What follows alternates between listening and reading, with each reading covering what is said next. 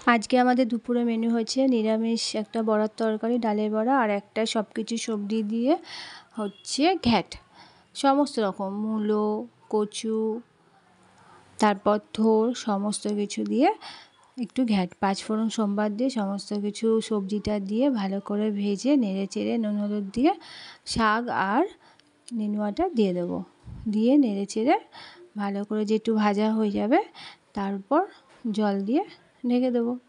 ব্যাস হয়ে গেল আমাদের ঘ্যাট। আর এদিকে বড়ার তরকারিটার জন্য আমি বেটে রেখেছিলাম একটু মটর ডালের বড়া, ওটাকে ভালো করে ফেটিয়ে লাল লাল করে ভেজে তুলে রাখবো। আর মশলা হচ্ছে জিরে, ধনে, শুকনো লঙ্কা এগুলো দেবো। তো আলুগুলোকে ভালো করে আগে ভেজে নেবো বড়ার তরকারির জন্যে, আর সঙ্গে একটু টক ডাল থাকবে।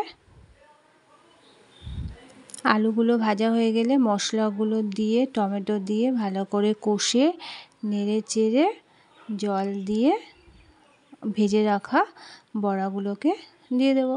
ব্যাস রেডি আমাদের বড়ার তরকারি। একটু বেশি পরিমাণে জল দেবো যাতে বড়াটা বেশ ভালো সেদ্ধ হয় আর ভিতরটা যেটা একটু সফট হয়।